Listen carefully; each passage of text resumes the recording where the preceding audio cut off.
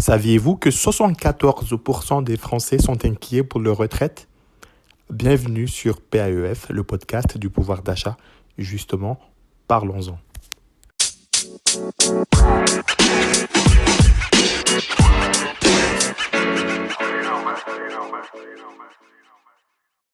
Cela fait 4 semaines que la France traverse de grèves sans précédent à cause de la réforme de l'épargne retraite. On parle d'augmenter l'âge pivot à 64 ans, âge selon lequel on toucherait une pension complète. Peut-être. Cette réforme, si elle est votée, elle s'appliquera à nous tous selon les modalités prévues. Je m'adresse à vous qui écoutez ce podcast dédié à l'épargne, à votre épargne. La retraite, ou plutôt le système de retraite, est une organisation décidée par l'État pour permettre à chacun d'épargner pour sa retraite, quel que soit son statut professionnel. Il y a la retraite du régime général, on parle aujourd'hui des régimes spéciaux, il y a la retraite complémentaire, et vous, quelle est la vôtre? Certains disent qu'on n'aura pas de retraite, nous la génération X, Y, Z. Bientôt, il faudrait inventer une lettre de l'alphabet pour les futures générations. Inutile de s'en préoccuper. Peu importe votre opinion ou celle que vous avez sur le sujet, cela ne vous exempte pas de réfléchir à votre vie après 64 ans. Est-ce que vous serez peut-être en forme, malade, vieux ou bien conservé, avec un patrimoine ou pas, seul, avec conjoint ou sans enfant? Quel serait votre niveau de vie après votre retraite? Quel épargnant avez-vous été dans votre vie? Pour préparer ces échéances, je m'intéresse à 10 choses. Sur quelle durée seriez-vous prêt à épargner vous aujourd'hui? Quel est votre horizon d'investissement? Quel épargnant êtes-vous? Est-ce que vous êtes un épargnant très prudent, réfractaire à la prise de risque? Est-ce que vous êtes plutôt prudent avec un peu de risque? Est-ce que vous êtes plutôt un épargnant qui souhaiterait faire un mix entre sécurité et risque?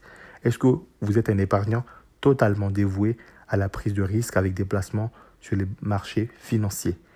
Quel est votre rapport au risque? Est-ce que vous avez déjà des connaissances et puis un peu d'expérience en matière de placement?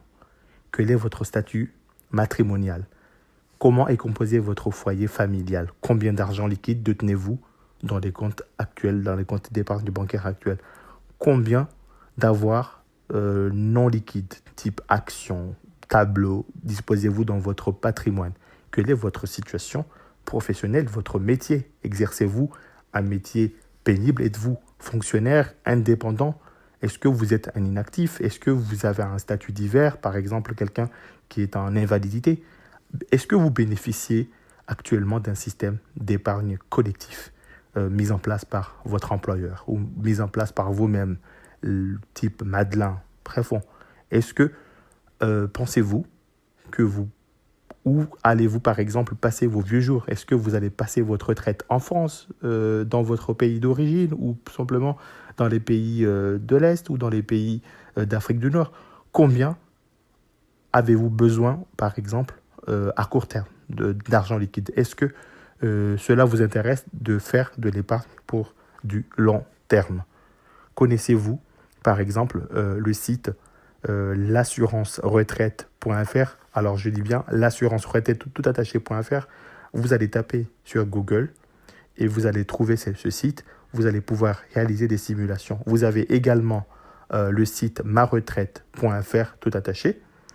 Et puis vous pouvez faire des simulations sur ces sites-là. Attention, il faut être vigilant. Il y a beaucoup de sites d'arnaque. Donc moi, je vous invite tout simplement à être très vigilant quand vous allez effectuer vos démarches en ligne. Donc vous avez le site service-public.fr ou le site info.retraite.fr. Attendez et soyez très vigilants. Regardez bien si c'est des sites gouvernementaux. Ne vous fiez surtout pas aux différents logos, mais regardez aussi si ces sites sont bien référencés. Donc vous allez taper sur le moteur de recherche maretraite.fr et vous allez voir les premiers sites qui s'affichent. Et soyez vigilants, faites des simulations pour voir un petit peu combien vous allez toucher à votre retraite. Après avoir effectué ces premières démarches, vous allez vous poser 2 questions suivantes. Est-ce que j'épargne pour ma retraite?